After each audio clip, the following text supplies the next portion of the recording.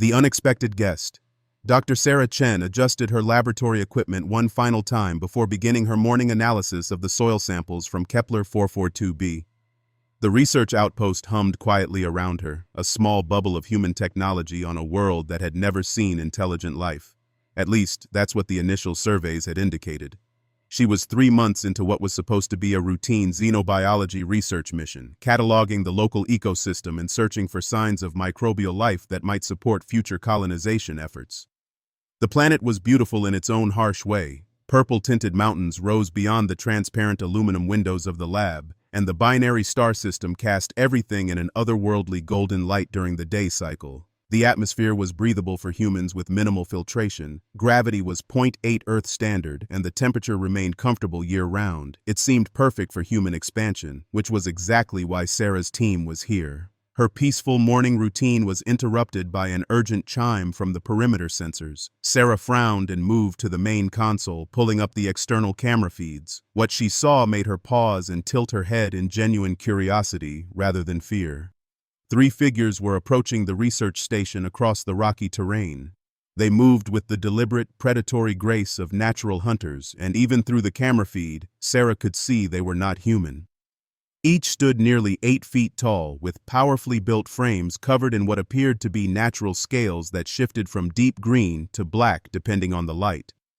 Their heads were distinctly reptilian, elongated and equipped with prominent jaw structures that suggested serious dental hardware. They carried weapons that looked both primitive and effective, curved blades that gleamed in the alien sunlight. Sarah activated the station's communication system and contacted her team leader, Dr. Marcus Webb, who was conducting atmospheric studies in the northern sector. The response came immediately, his voice crackling through the comm unit with barely contained excitement. "Sarah, are you seeing what I'm seeing on the sensor grid? We've got company, and they're definitely not in our database of local fauna." "I see them, Marcus. 3 individuals, bipedal, clearly intelligent, and armed. They're heading straight for the main lab." Sarah's voice remained calm and professional, but her mind was racing through protocols. First contact scenarios had been covered in training, but those had always assumed contact would occur through official diplomatic channels, not with unannounced visitors showing up at a remote research station.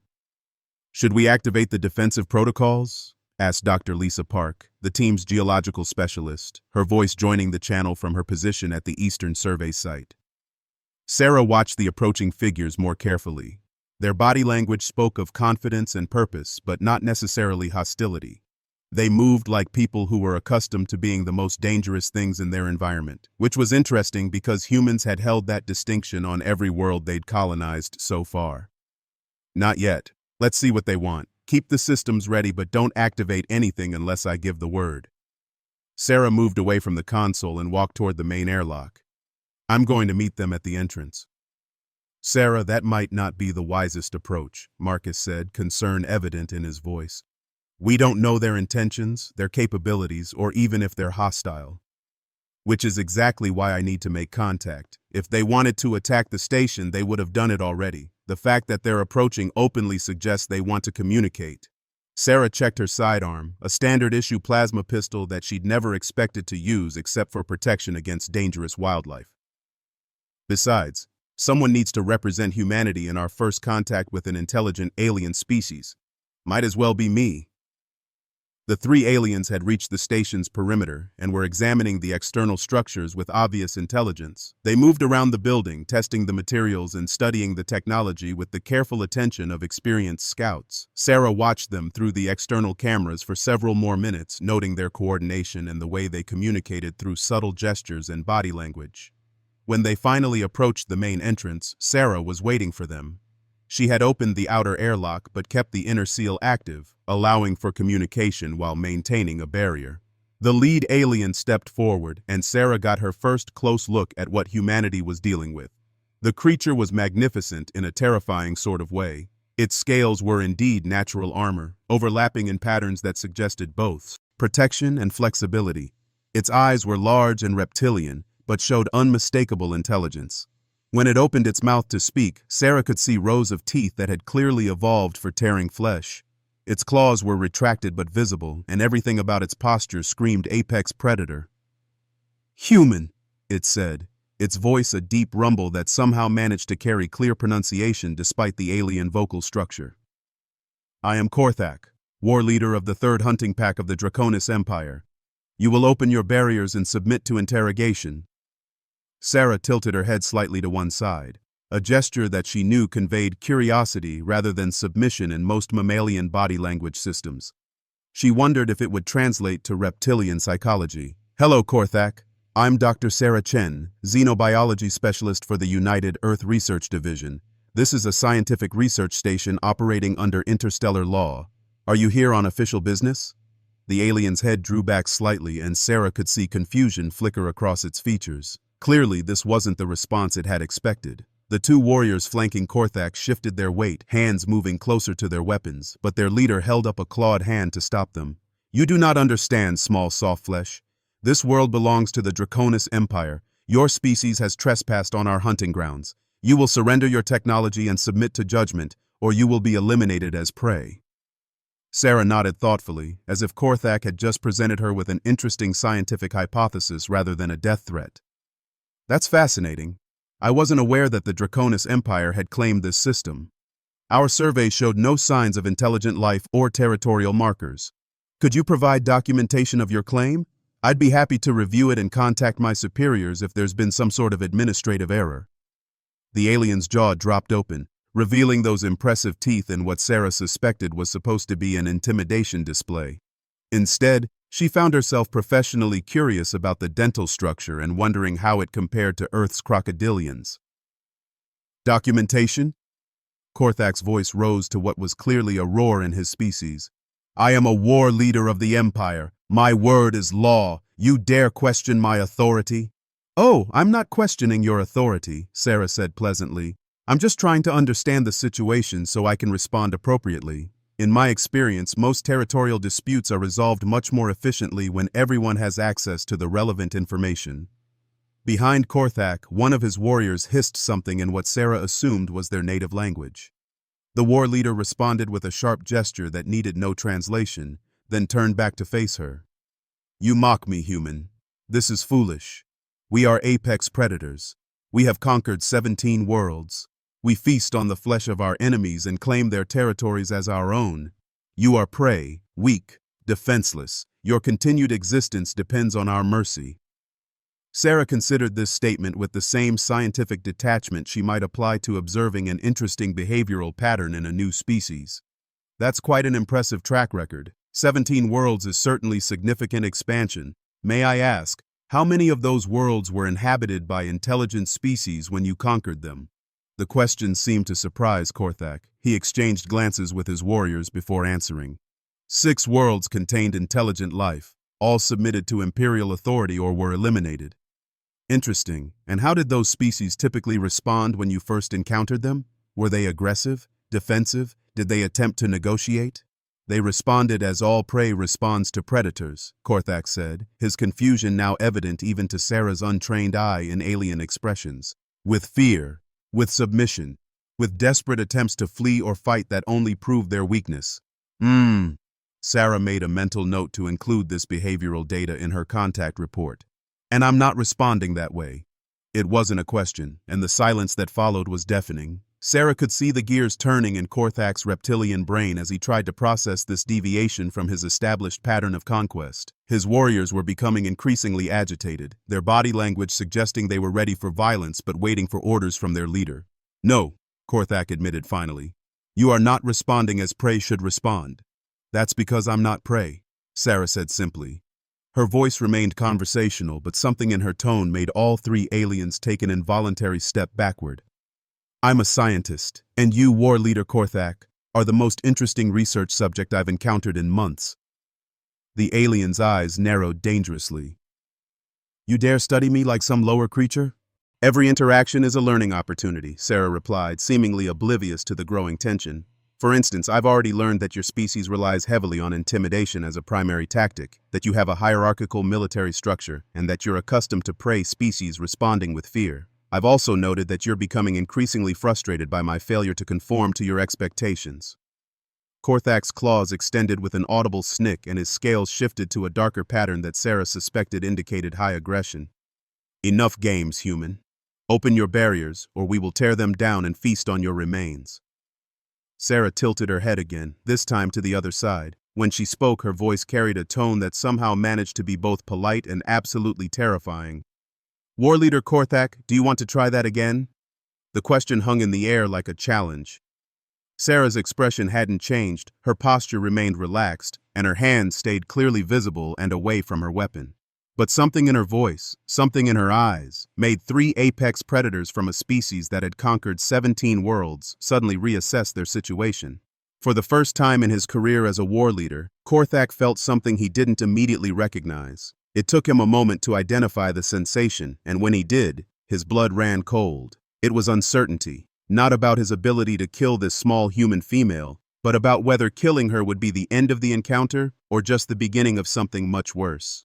Behind Sarah, through the transparent walls of the research station, Korthak could see other humans moving with purpose. They weren't running or hiding as prey should, they were positioning themselves, coordinating their movements, acting like something else entirely. Acting like a pack, the hunter becomes the hunted. The silence stretched between them like a taut wire ready to snap. Sarah watched Korthak's expression cycle through confusion, anger, and something that might have been the first stirrings of doubt. His warriors flanked him, their own body language betraying increasing uncertainty as they waited for orders that weren't coming.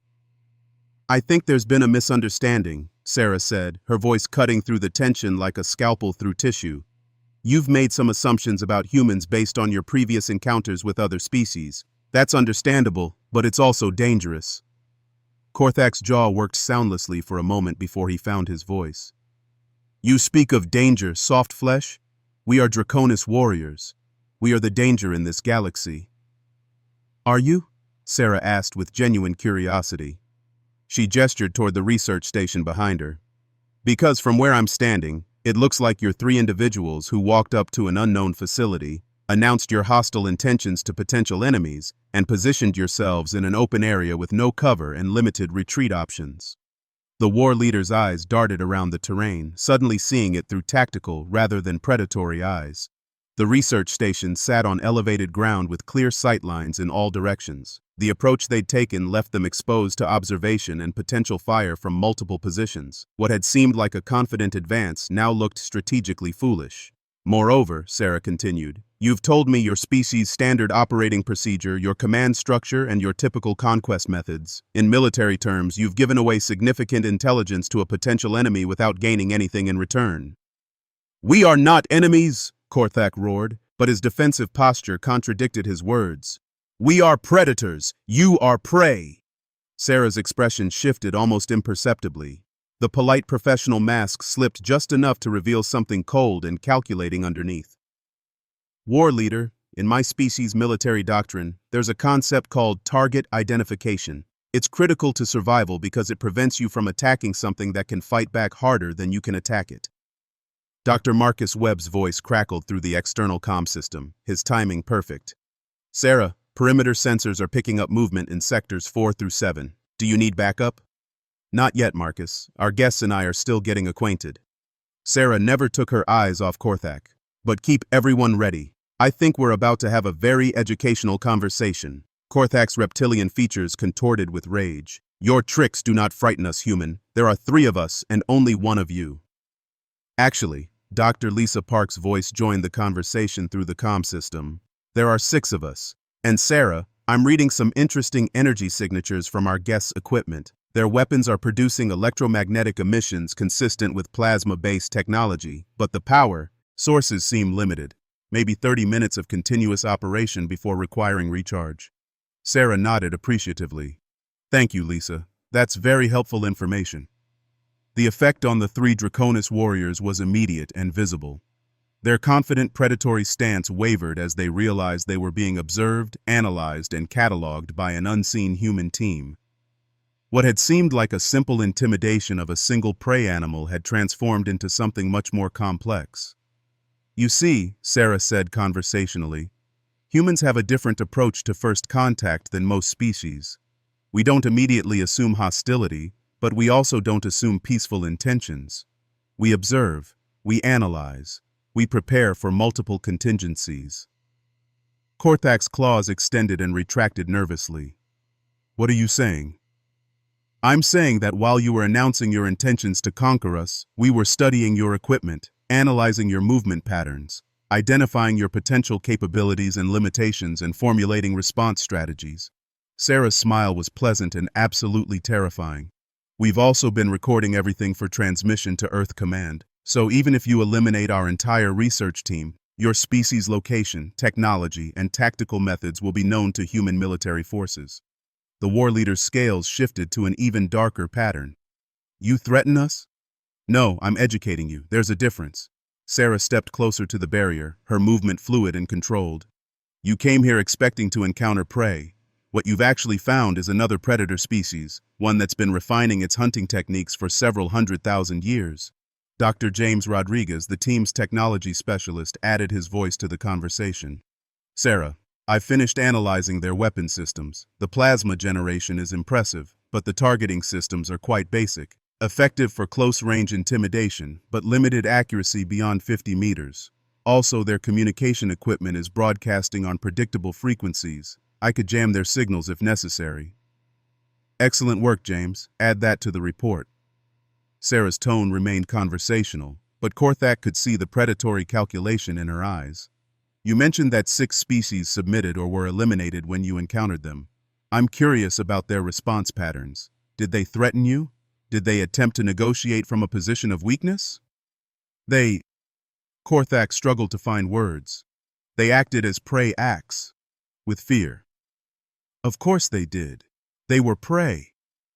Sarah's voice carried a note of something that might have been pity.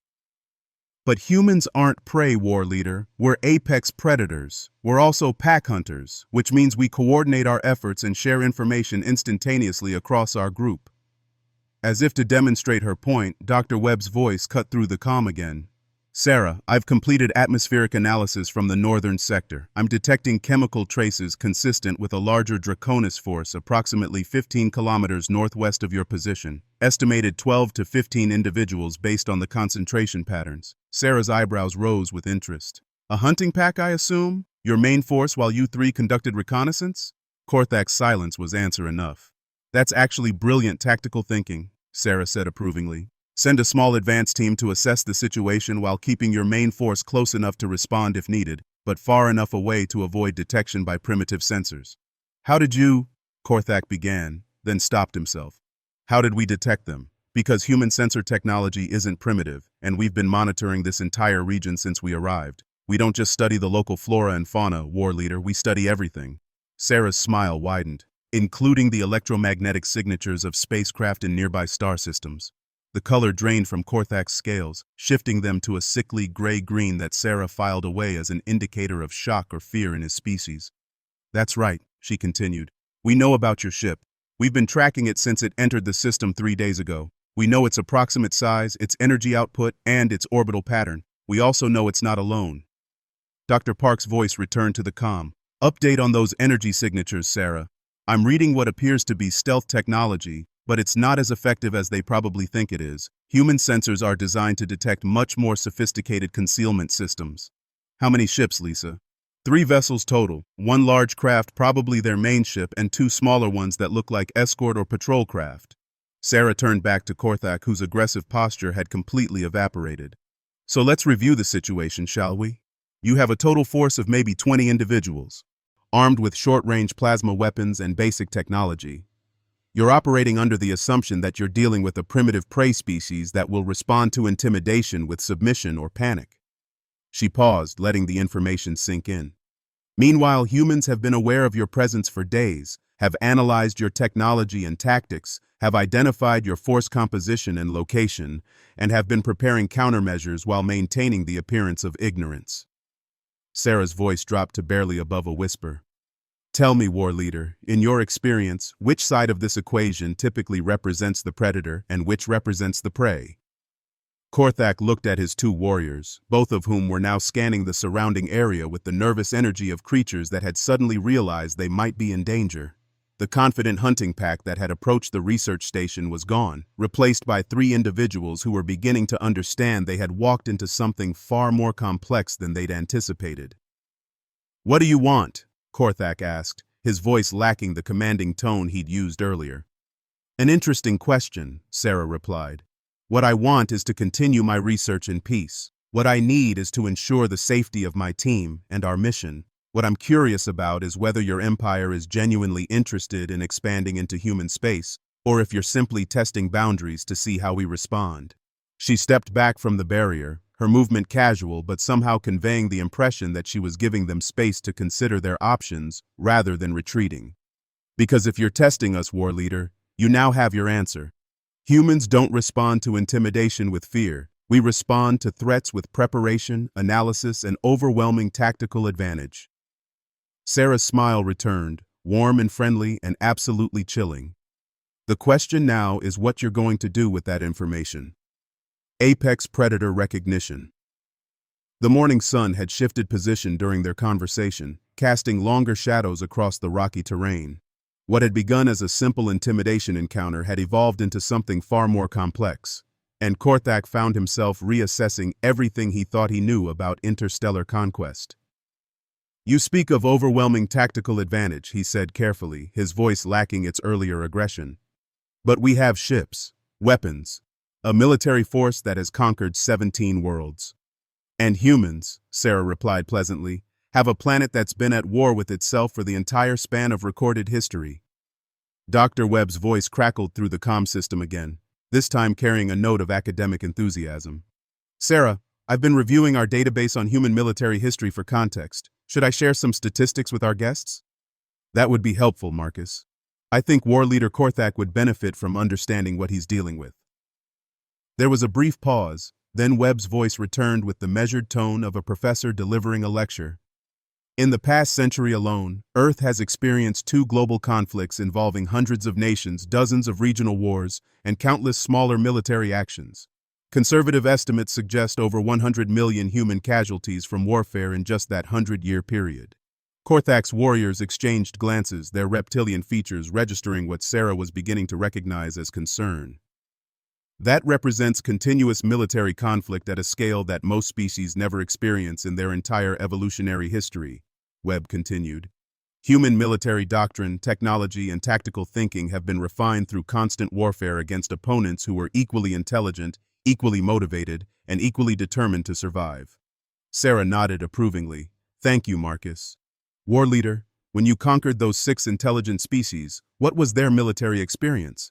How many wars had they fought? How many generations had they spent developing combat strategies? Korthak struggled with the concept. Most had conflicts, territorial disputes, some had civil wars. Some had civil wars, Sarah repeated thoughtfully. Human civilization has never existed without warfare.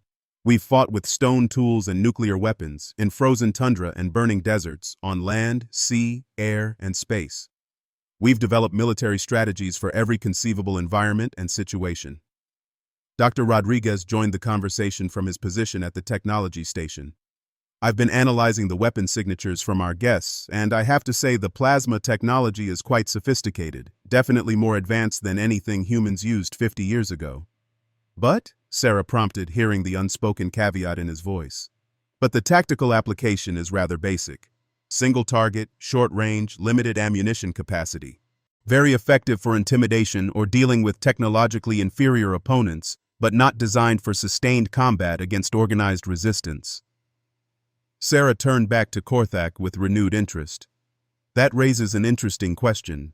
When your empire conquered those 17 worlds, did you encounter organized military resistance, coordinated defense strategies, or did your victories come primarily through technological superiority and intimidation?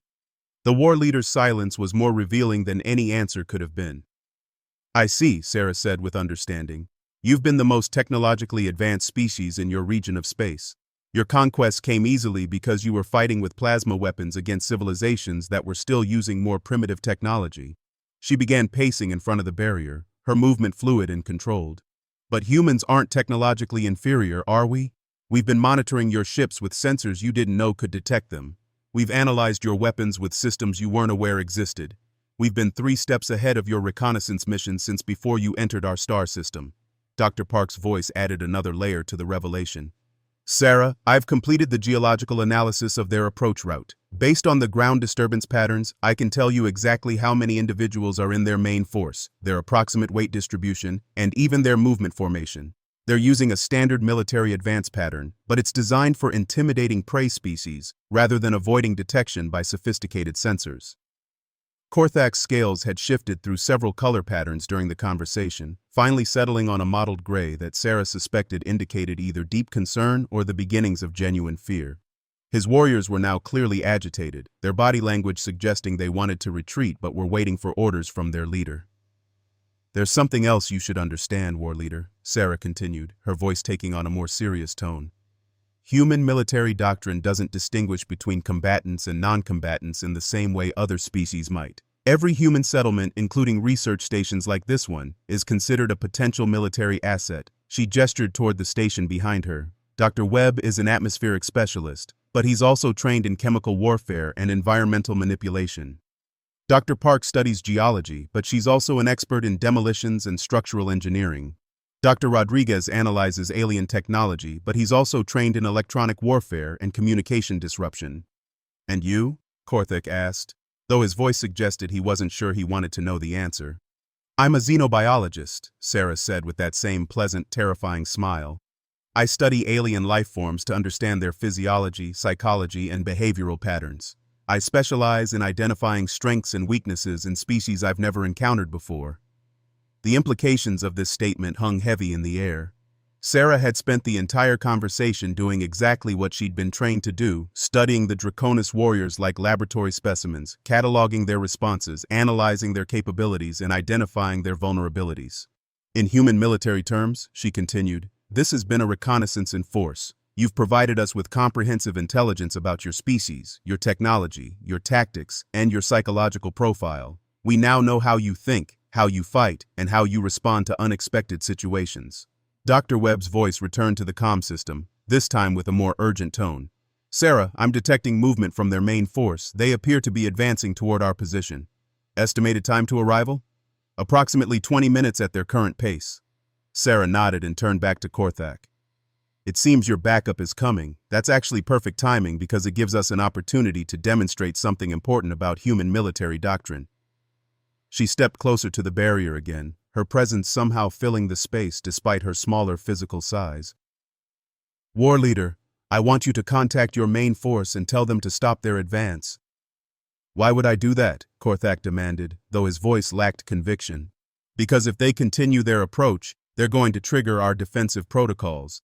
And once that happens, this situation will escalate beyond anyone's ability to control it."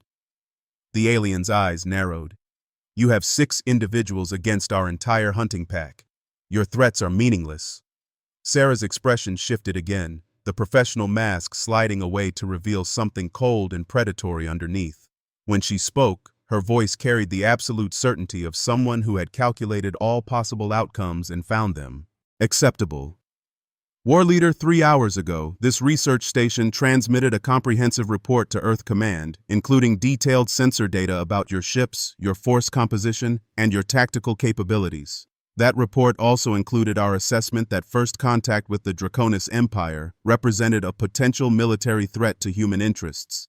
She paused, letting the information register. "Earth Command responded by dispatching a rapid response fleet to our position. ETA is approximately 6 hours. The fleet consists of 3 heavy cruisers, 12 escort destroyers, and 2 specialized first-contact diplomatic vessels equipped with the most advanced military technology humanity has developed." Korthak's color shifted to the sickly gray-green again. "But that's not the important part," Sarah continued. "The important part is that Earth Command also activated Protocol 7. "What is Protocol 7? Korthak asked, though his voice suggested he didn't want to know. "Protocol 7 assumes that any species capable of reaching human space represents a potential long-term threat and must be thoroughly evaluated before any peaceful coexistence can be established. It authorizes the deployment of reconnaissance fleets to every star system within 50 light-years of the contact point." Sarah's smile returned, wider and more terrible than before. "By the time our conversation ends, war leader, human ships will be conducting detailed surveys of every world in your empire. We'll know the location of your colonies, your military installations, your resource extraction facilities, and your home world. We'll have complete intelligence on your entire civilization." The silence that followed was deafening. Korthak stared at Sarah with something approaching horror as the full implications of what she'd said became clear. His species had revealed themselves to humanity with the intention of adding another easy conquest to their empire. Instead, they had exposed their entire civilization to a species that approached warfare with the systematic thoroughness of a science experiment.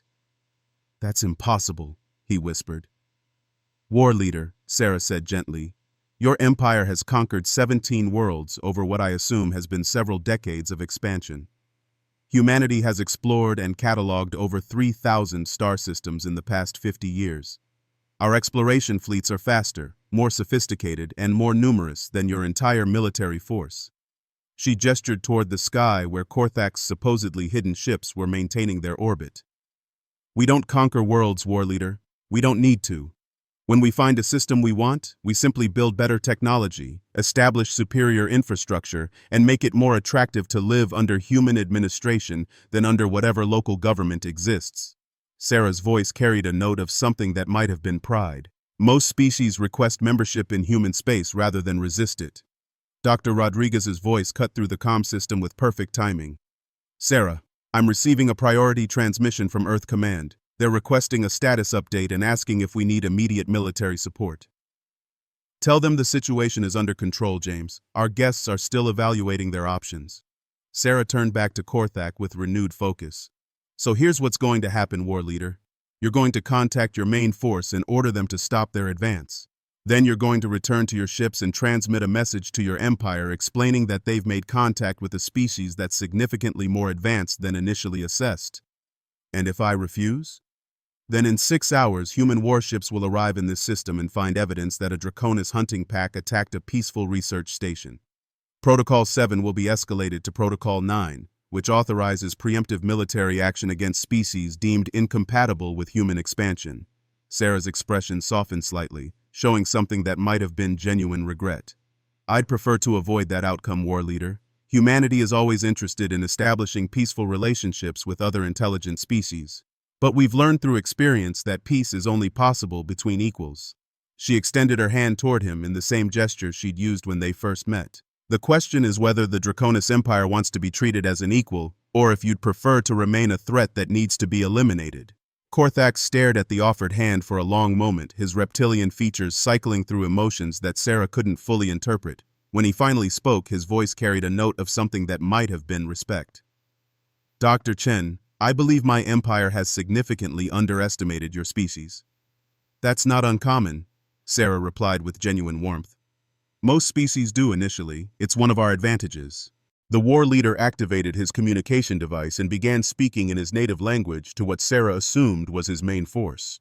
The conversation was brief but intense, and she could hear the surprise in the responding voices even without understanding the words. When he finished, Korthak looked back at Sarah with what she was beginning to recognize as the expression his species used to convey grudging admiration. "I have ordered my forces to return to our ships. We will withdraw from this system and report our findings to the Empire." "Excellent decision," Sarah said approvingly. "I'll make sure Earth Command knows that our first contact with the Draconis Empire concluded peacefully, with mutual recognition and respect." As the 3 alien warriors began their retreat across the rocky terrain, Korthak paused and looked back at the research station one final time. "Dr. Chen," he called out, his voice carrying across the distance. "When your species eventually comes to Draconis space, as I suspect you inevitably will, I hope our next meeting will be as equals rather than as predator and prey." Sarah's smile was warm and genuine as she replied, "War Leader Korthak, I look forward to that conversation."